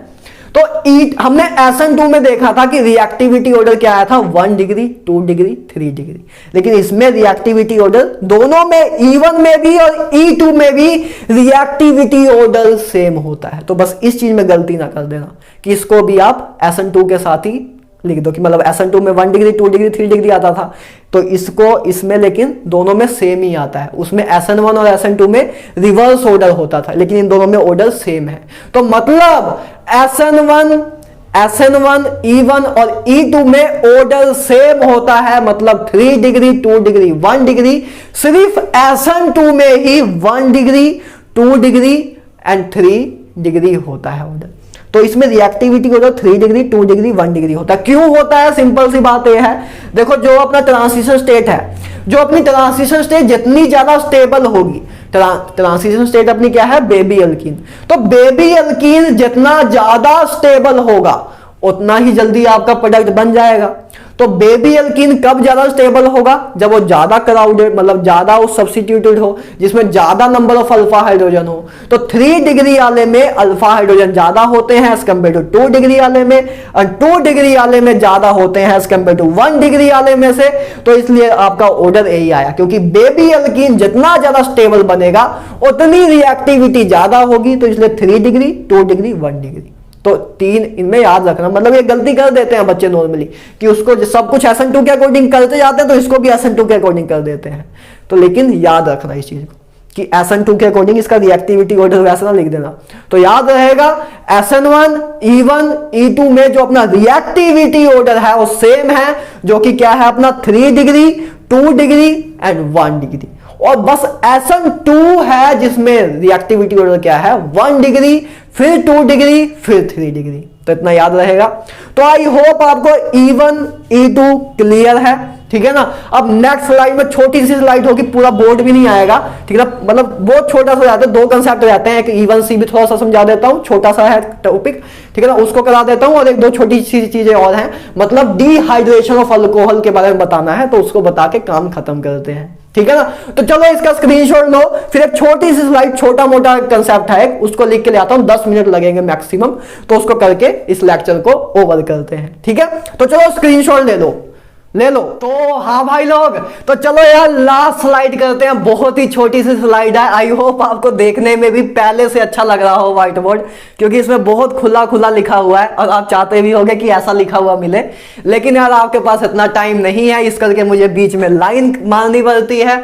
उसके बाद मैक्सिमम कंटेंट मुझे लिखना होता है एक स्लाइड में। ऐसे ही उनको करा सकता हूँ जो 11th में बच्चे हैं। आपके पास टाइम कम है, इसलिए मुझे आपको ऐसे बीच में लाइन मार के मैक्सिमम कंटेंट लिखना होता है। इस करके मे भी थोड़ा देखने में अच्छा ना लगता हो जितना ये लग रहा है, ठीक है ना। लेकिन आपको भी खुश नहीं करना है मैंने रिजल्ट दिलवाना है, आपका स्कोर कार्ड एक रॉकिंग दिलवाना है। तो उसके लिए हमें वैसा ही अभी करना पड़ेगा। तो चलो आगे कंटिन्यू करते हैं। देखो 2 छोटे से टॉपिक हैं, 10 मिनट में हो जाएगा काम, ठीक है ना। तो देखो सबसे पहले एक चीज बताता हूं आपको, डिहाइड्रेशन गाइस क्या होती है। डिहाइड्रेशन आपको मैंने कराई हुई है, रिमूवल ऑफ वाटर। वाटर का मॉलिक्यूल जब एलिमिनेट होता है तो उसको बोलते हैं डिहाइड्रेशन। तो देखो डिहाइड्रेशन कॉज बाय H2SO4। देखो मैंने आपको बताया भी था कि अल्कोहल की अगर रिएक्शन कराएं H2SO4 से तो H2SO4 क्या होता है? डिहाइड्रेटिंग एजेंट होता है। तो जो H2SO4 के द्वारा जो डिहाइड्रेशन होती है, बताना आपको मैंने ये है बस कि ये E1 मैकेनिज्म को फॉलो करती है। E1 मैकेनिज्म को फॉलो करती है, मतलब 2 स्टेप रिएक्शन है और इसमें कार्बोकैटायन एज ए इंटरमीडिएट बनता है। सिंपल सी बात ये बतानी थी। जैसे देखो एग्जांपल, अल्कोहल है अपने पास, कौन सी नेमिंग बताओ? बुटेनॉल है, ठीक है ना, 4 कार्बन वाला अल्कोहल है। तो बुटेनॉल है, इसकी H2SO4 या H पॉजिटिव भी दिया हो तो सेम बात है ना। तो सबसे पहले क्या होगा, इसका मैकेनिज्म देख लेते हैं। तो सबसे पहले क्या होगा, H पॉजिटिव OH पे अटैक करेगा। OH ऑक्सीजन पे अटैक क्यों करेगा? क्योंकि ऑक्सीजन के पास लोन पेयर है। ऑक्सीजन के पास क्या है? Lone pair. और H पॉजिटिव क्या है? मतलब अगर H2SO4 भी लिखा होता तो H2SO4 H पॉजिटिव भी देता है, तो बात एक ही है। तो H पॉजिटिव निकलेगा, तो H पॉजिटिव में इलेक्ट्रॉन की डेफिशिएंसी है और इसमें इलेक्ट्रॉन्स हैं रिच है, इलेक्ट्रॉन रिच। तो H पॉजिटिव इस पे अटैक कर देगा, तो आपका OH2 पॉजिटिव बन गया, ठीक है, ये बन गया। उसके बाद क्या होगा, बस वाटर मॉलिक्यूल एलिमिनेट हो जाएगा। वाटर देखो इधर से बॉन्डेड इलेक्ट्रॉन अपने तरफ खींचेगा और इस पॉजिटिव चार्ज को न्यूट्रलाइज कर देगा और वाटर मॉलिक्यूल फाइनली रिलीज हो जाएगा और अपने को कार्बोकैटायन मिल जाएगा। सबसे पहला स्टेप ये हुआ। तो पहले स्टेप में अभी थोड़ा सा रहता है स्टेप, कार्बोकैटायन बना। उसके बाद आपको पता है जब कार्बोकैटायन बनता है तो मतलब रीअरेंजमेंट पॉसिबल है। तो अब रीअरेंजमेंट हो सकती है, हाँ हो सकती है। क्यों? क्योंकि ये 1 डिग्री कार्बोकैटायन है। अगर हम इधर से हाइड्राइड शिफ्टिंग कर दें, मतलब क्या कर दें, 1-2 हाइड्राइड शिफ्टिंग, अगर हम कर दें 1-2 हाइड्राइड शिफ्टिंग, ठीक है ना, हाइड्राइड शिफ्टिंग कर दे, तब अपना क्या होगा, इधर 2 डिग्री कार्बोकेटाइन बन जाएगा। कि अगर इधर से H नेगेटिव निकले, इधर से H नेगेटिव निकले, इधर चला जाए, तो इसका चार्ज न्यूट्रलाइज हो जाएगा और इस पे पॉजिटिव चार्ज आ जाएगा। तो 1 डिग्री से 2 डिग्री कार्बोकेटाइन में कन्वर्ट हो रहा है, तो इसलिए रीअरेंजमेंट पॉसिबल है, क्योंकि 2 डिग्री जो कार्बोकेटाइन होता है वो ज्यादा स्टेबल होता है एज कंपेयर टू 1 डिग्री। तो कार्बोकेटाइन बन गया। उसके बाद बस देखो सिंपल सी चीज है, उसके बाद बस दूसरे स्टेप में क्या करते थे आप, H पॉजिटिव को एलिमिनेट कर देते थे। अब देखो H पॉजिटिव कहां से एलिमिनेट होगा, बीटा हाइड्रोजन से। तो बीटा हाइड्रोजन क्या होगा, इधर जैसे ए अपनी अल्फा पोजीशन है, जिस पे कार्बोकेटाइन है, जिस पर कार्बोकेटाइन आया वो अपनी अल्फा पोजीशन है, ठीक है। इसके रिस्पेक्ट में बीटा पोजीशन क्या है, ए अपनी अल्फा पोजीशन है। तो अल्फा पोजीशन के रिस्पेक्ट में बीटा पोजीशन एक ए है अपनी, और एक बीटा पोजीशन अपनी ए है। तो 2 जगह से हाइड्रोजन एलिमिनेट हो सकता है, मतलब H पॉजिटिव एलिमिनेट हो सकता है। तो बस 2 प्रोडक्ट बना दो। एक बार H पॉजिटिव इधर से निकलेगा, अगर इधर से जब H पॉजिटिव निकला, इधर से जब H पॉजिटिव निकलेगा तो इधर नेगेटिव साइन आएगा। जब इधर से H पॉजिटिव निकलेगा, है ना, इधर से H पॉजिटिव निकलेगा, इधर नेगेटिव साइन आ जाएगा। नेगेटिव साइन आएगा तो ये बॉन्ड बन जाएगा, ठीक है। तो ऐसे काम होगा। तो उसके बाद एक बार H पॉजिटिव इधर से निकल सकता है, एक बार इधर से निकल सकता है। तो जब H पॉजिटिव जब इधर से निकलेगा तो बॉन्ड इधर बनेगा, H पॉजिटिव जब इधर से निकलेगा तो बॉन्ड इधर बनेगा। तो 2 प्रोडक्ट आपके बन गए। तो अगर क्वेश्चन ये पूछे कि मेजर प्रोडक्ट कौन होगा, तो सिंपली देख के बता सकते हो कि ये मेजर प्रोडक्ट होगा। क्यों? क्योंकि इसमें 6 अल्फा हाइड्रोजन है और इसमें कितने अल्फा हाइड्रोजन है, 2 अल्फा हाइड्रोजन है। इसमें 2 अल्फा हाइड्रोजन है। तो इसमें नंबर ऑफ अल्फा हाइड्रोजन ज्यादा है, तो जिसमें नंबर ऑफ अल्फा हाइड्रोजन ज्यादा है तो स्टेबल होगा, वो स्टेबल ज्यादा होगा। लेकिन तो ये अपना मेजर प्रोडक्ट है। तो अपना मेजर प्रोडक्ट ये है, सिंपली लिख सकते हैं, ठीक है ना। चलो एक क्वेश्चन करो, क्वेश्चन दिया मैंने आपको, इसको सोल्व करो, इसका आंसर लिखो, मुझे बताओ, ठीक है। इसका आंसर लिखो, पॉज करो वीडियो को और इसको सोल्व करो भाई। चलो मैं स्टार्ट कर रहा हूं, आई होप आपने सोल्व किया हो, ठीक है ना। नहीं करोगे यार तो पछताओगे, बहुत बड़ा पछताओगे, है ना लाइन। तो ऐसे काम होगा आपके साथ भी। तो सबसे पहले देखो, सबसे पहले क्या होगा, आपको पता है कि अल्कोहल है, अल्कोहल की डिहाइड्रेशन हो रही है, H पॉजिटिव लिया हुआ है हमने, तो डिहाइड्रेशन होगी। डिहाइड्रेशन बाय H2SO4 फॉलो करता है इवन मैकेनिज्म को, तो इधर इवन मैकेनिज्म करा देते हैं, और कुछ नहीं।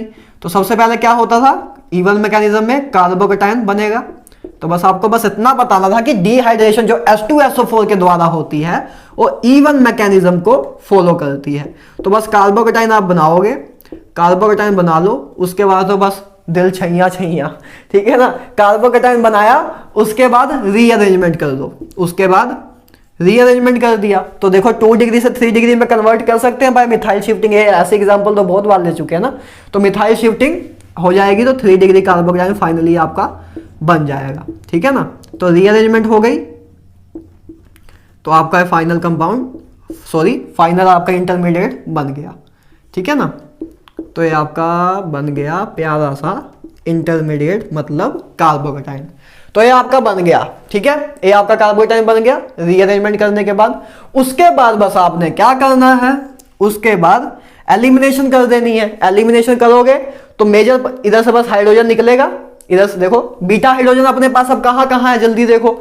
एक बीटा हाइड्रोजन अपने ए अल्फा पोजीशन है अपनी, तो ये अपनी बीटा पोजीशन है, ए भी अपनी बीटा पोजीशन है और ए बी अपनी बीटा पोजीशन है। ए बी अपनी बीटा पोजीशन है, ए बी ये दोनों तो कॉमन बीटा पोजीशन है। चाहे इधर से भी हाइड्रोजन निकाले चाहे इधर से निकाले, बात एक ही है। तो ये दोनों तो यूनिक मतलब सिमिलर है। तो इधर चाहे इधर से निकाले चाहे इधर से निकाले, बात एक ही है। तो इधर से जब निकालेंगे तो एक प्रोडक्ट बनेगा आपका, इधर से आपका जो प्रोडक्ट बनेगा वो क्या बनेगा, CH3। बहुत आसान है ना, मतलब वैसे ही कर दे। मुझे तो लगता है अब तक आपने आगे स्किप भी कर दिया होगा कि चलो यार बहुत हो गया भैया, बहुत समझ आ गया, ठीक है ना। तो देखो ये कैसे कर सकते हो, तो आपका मेजर प्रोडक्ट ए आएगा। ए आपको मेजर प्रोडक्ट ही पूछा जाता है क्वेश्चन में, तो आपका फाइनल आंसर ए ही है। माइनर प्रोडक्ट क्या होता कि जब आप हाइड्रोजन इधर से निकालते हैं, माइनर प्रोडक्ट क्या होता जब आप H पॉजिटिव इधर से निकालते तो आपका बॉन्ड इधर आ जाता, तो आपका माइनर प्रोडक्ट होता। हमें मेजर सीधा रिएक्शन में प्रोडक्ट पूछा था, तो प्रोडक्ट जो हम लिखते हैं और मेजर प्रोडक्ट ही लिखते हैं, तो आपका फाइनल आंसर ए है, क्योंकि इसमें नंबर ऑफ अल्फा हाइड्रोजन ज्यादा है जब हम एज कंपेयर टू जब हम इधर बॉन्ड बनाए, ठीक है ना। तो ये आपका मेजर प्रोडक्ट है। आई होप आप सबने कर लिया हो। तो बहुत सिंपल सी बात थी, बस बताना इतना ही था कि H2SO4 के द्वारा जब डिहाइड्रेशन होती है वो इवन मैकेनिज्म को फॉलो करता है। क्लियर बात है। अब चलो कर लेते हैं इवन सीबी मैकेनिज्म को। देखो इवन सीबी की पहली बात फुल फॉर्म क्या है। ई का मतलब एलिमिनेशन, 1 का मतलब यूनिमोलिकुलर, ठीक है। सी का मतलब कॉन्जुगेट, बी का मतलब base, conjugate base, elimination, unimolecular, conjugate base reaction, ठीक है। अभी बताता हूं कि कॉन्जुगेट बेस क्यों लिखा हमने, ठीक है, आराम से बस देखना।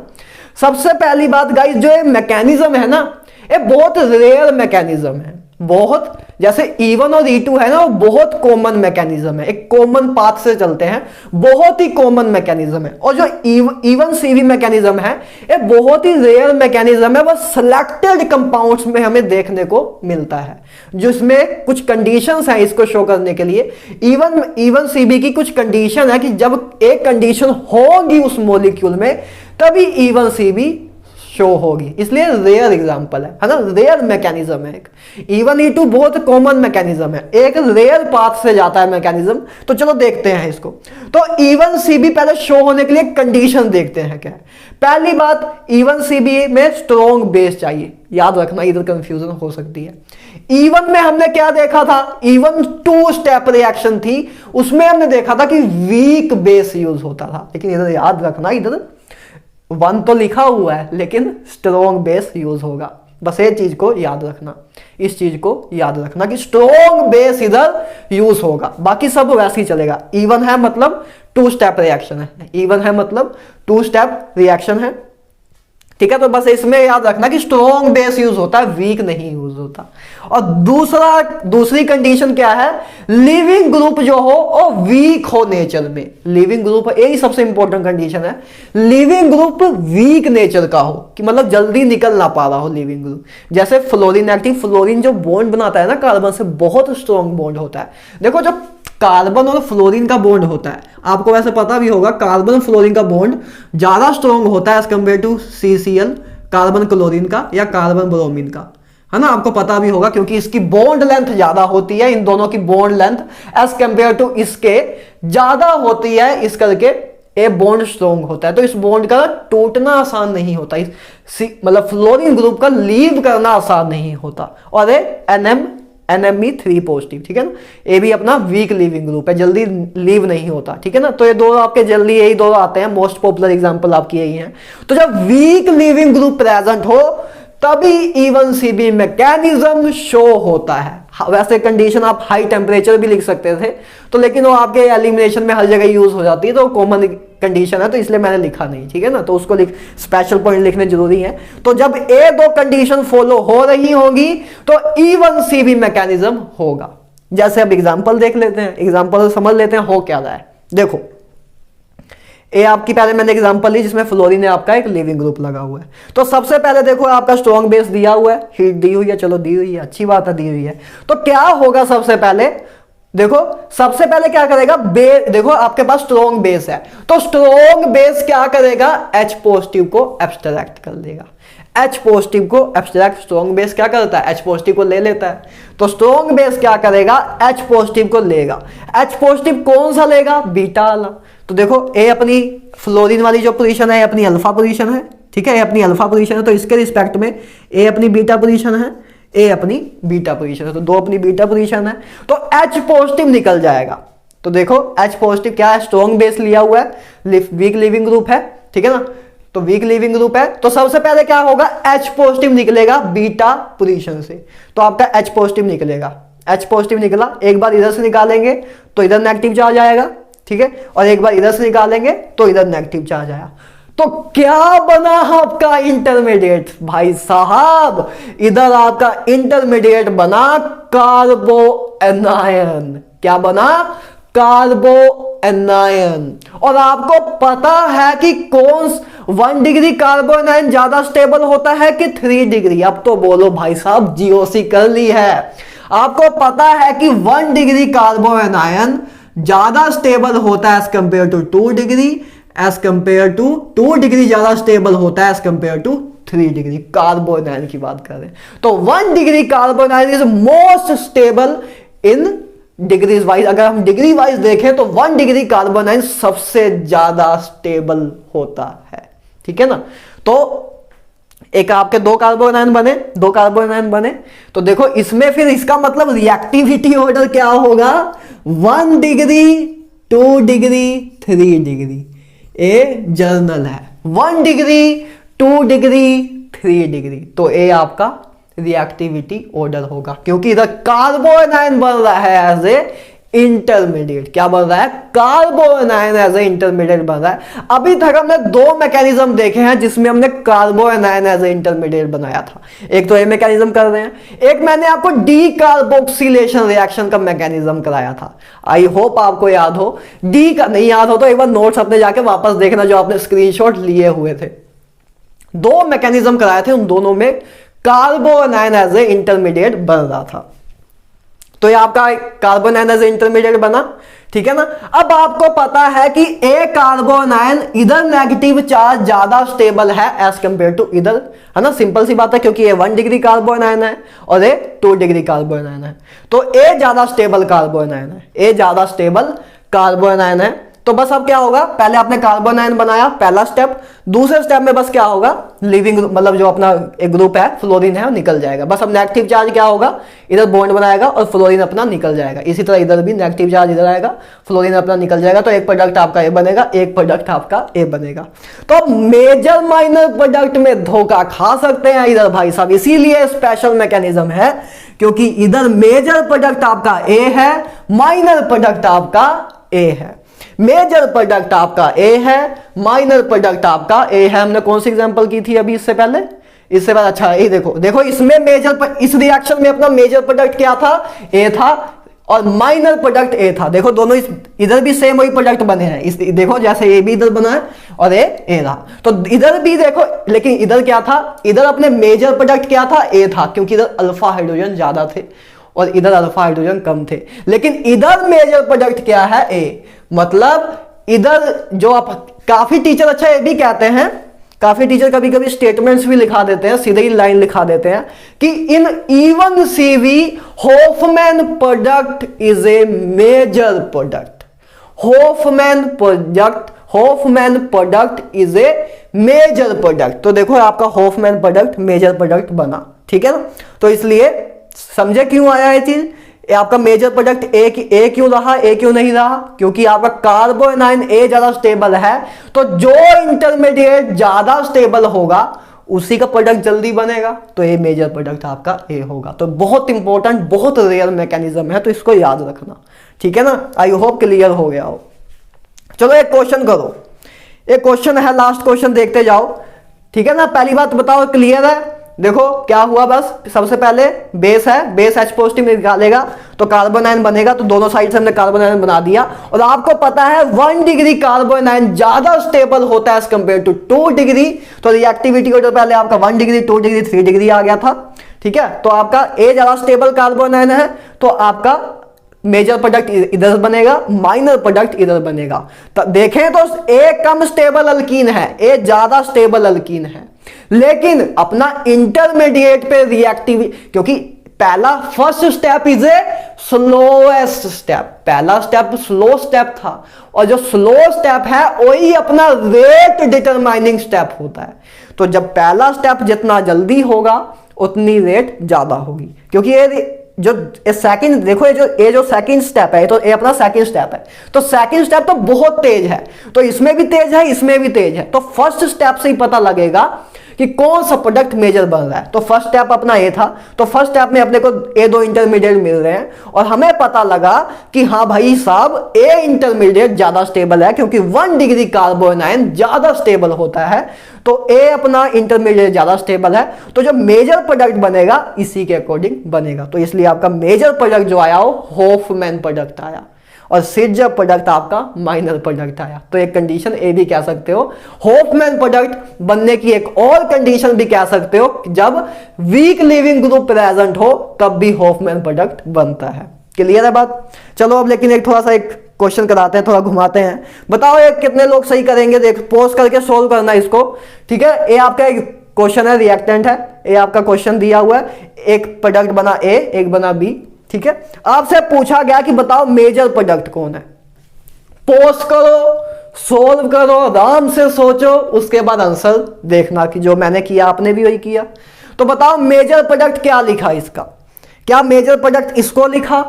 फिर आपने गलत कर दिया, फिर आपने गलत कर दिया। क्यों गलत कर दिया?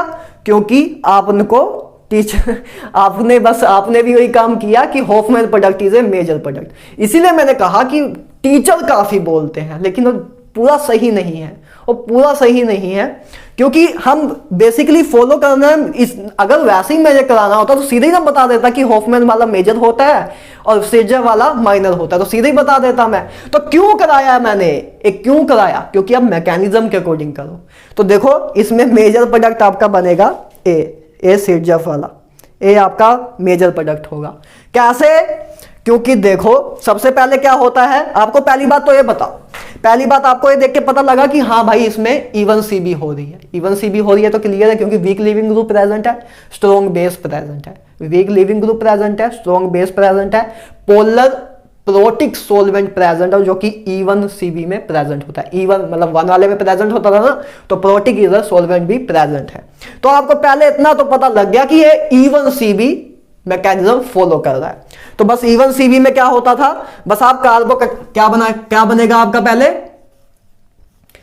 E1 CB में क्या होता है, पहले सबसे पहले कार्बोएनाइन आपका इंटरमीडिएट बनता है। सबसे पहले क्या बनता है? कार्बोएनाइन इंटरमीडिएट। तो देखो कार्बोएनाइन इंटरमीडिएट कहां से बनेगा? बीटा पोजीशन से। एक आपका देखो ए आपकी अल्फा पोजीशन है, तो ए आपकी बीटा पोजीशन है, एक आपकी बीटा पोजीशन ए है, दो बीटा पोजीशन है आपकी, ठीक है ना। बाद बच्चों को अब समझ आने लग गया होगा। एक आपका नेगेटिव चार्ज इधर आ सकता है, एक आपका नेगेटिव चार्ज इधर आ सकता है और फ्लोरीन इधर, और एक बार आपका नेगेटिव चार्ज, एक मिनट नीचे काफी हो गया, लिखने में थोड़ी प्रॉब्लम हो रही है। तो एक आपका नेगेटिव चार्ज इधर आ सकता है, देखो दो नेगेटिव, और एक नेगेटिव चार्ज आपका इधर आ सकता है। तो दो नेगेटिव चार्ज आ सकते हैं, एक कार्बोनाइन आपका एक इधर बन सकता है, एक कार्बोनाइन आपका ए बन सकता है। दो कार्बोनाइन पॉसिबल है। अब देखो इधर देखो एक कार्बोनाइन क्या है 2 डिग्री है, ए क्या है 1 डिग्री। लेकिन कौन सा कार्बोनाइन ज्यादा स्टेबल है? ए वाला ज्यादा स्टेबल है। क्यों ज्यादा स्टेबल है? क्योंकि फिनाइल ग्रुप लगा है भाई साहब। फिनाइल ग्रुप के साथ नेगेटिव चार्ज कॉन्जुगेशन में आ रहा है, मतलब रेजोनेंस हो रही है, मतलब रेजोनेंस हो रही है। इधर बेंजीन ग्रुप, फिनाइल ग्रुप समझ रहे हो ना, बेंजीन ग्रुप लगा हुआ है, तो बेंजीन रिंग लगी हुई है, जिस कारण नेगेटिव चार्ज कॉन्जुगेशन में आ जाएगा, जिस कारण नेगेटिव चार्ज की इंटेंसिटी बहुत डिक्रीज हो जाएगी और स्टेबिलिटी इंक्रीज हो जाएगी। तो ए अपना इंटरमीडिएट ज्यादा स्टेबल है एज कंपेयर टू इसके, एज कंपेयर टू इसके। इसलिए रिएक्टिविटी और मैंने पहले क्यों लिखा है, तब मैंने उस टाइम बोला था कि जर्नली, क्योंकि वो सिंपल सी बात थी, उसमें हम इंडक्टिव इफेक्ट के अकॉर्डिंग देख रहे थे। लेकिन जब स्पेशल चीजें आ जाए, जब रेजोनेंस का इफेक्ट आ जाए, स्पेशल इफेक्ट आ जाए, तब देखो। इसीलिए मैंने मैकेनिज्म कराया कि आप कार्बोनाइन की बस स्टेबिलिटी देखो। इसमें कार्बोनाइन कौन सा ज्यादा स्टेबल है? ए वाला नहीं है, ठीक है। तो लेकिन इसीलिए मैंने कहा ना कि आपको काफी टीचर बोलते हैं कि होफमैन प्रोडक्ट मेजर प्रोडक्ट है। तो इसमें बताओ आपका कौन सा प्रोडक्ट मेजर बना? सिर्जा प्रोडक्ट मेजर बना। तो स्टेटमेंट पूरी तरह सही नहीं है, ठीक है ना। तो इधर आपका कार्बन, आप क्या करोगे, बस मैकेनिज्म के अकॉर्डिंग करोगे। बस कार्बोनाइन बनाया आपने देखा हाँ एक कार्बोनाइन ज्यादा स्टेबल है, क्योंकि इधर नेगेटिव चार्ज ज्यादा अच्छी तरह स्टेबलाइज हो रहा है। तो आपका एक कार्बोनाइन ज्यादा स्टेबल है, तो जो आपका फाइनल मेजर प्रोडक्ट बनेगा इसके अकॉर्डिंग बनेगा कि नेगेटिव चार्ज इधर गया, फ्लोरीन आपका बाहर निकल गया। तो एक प्रोडक्ट आपका ए बनेगा, और एक ए भी बन सकता था कि नेगेटिव चार्ज इधर गया और फ्लोरीन आपका निकल गया। तो एक प्रोडक्ट आपका ये था जो कि आपने ये लिखा कि डबल बॉन्ड इधर आया, और एक ये था जिसमें आपने लिखा कि डबल बॉन्ड इधर आया। तो सबसे ज्यादा स्टेबल इंटरमीडिएट कौन सा था? ए वाला, जो कि ये 2 डिग्री कार्बोनाइन है। और ये 1 डिग्री है, लेकिन ये 2 डिग्री होने के बावजूद भी रेजोनेंस के द्वारा स्टेबलाइज कर रहा है। इस करके एक कार्बोनाइल सबसे ज्यादा स्टेबल है, इसलिए आपका मेजर प्रोडक्ट ए है। तो आई होप आपको पूरा E1CB समझ आ गया हो। बहुत ही सिलेक्टिव, बहुत ही यूनिक एग्जांपल्स में ली थी कि पूरा एक्सपोजर मिल जाए, पूरा एक्सपोजर मिल जाए। तो आई होप दोनों एग्जांपल क्लियर हो। पहली वाली बहुत सिंपल थी, दूसरी वाली थोड़ा एडवांस लेवल लेके जाने की कोशिश कर रहा था कि आप गलती करो और आपको कुछ दुख हो और सीखने को मिले कुछ, ठीक है। तो आई होप गाइज आपका आज लेक्चर खत्म होता है। पूरा हमने सब कुछ कर डाला, E1 E2 E1CB SN1 SN2 सब खत्म। तो अब मिलते हैं नेक्स्ट वीडियो में, नेमिंग रिएक्शन के ऊपर लेक्चर लेंगे। तब तक good bye, have a nice day. इसका स्क्रीनशॉट ले लेना, ठीक है। Bye bye.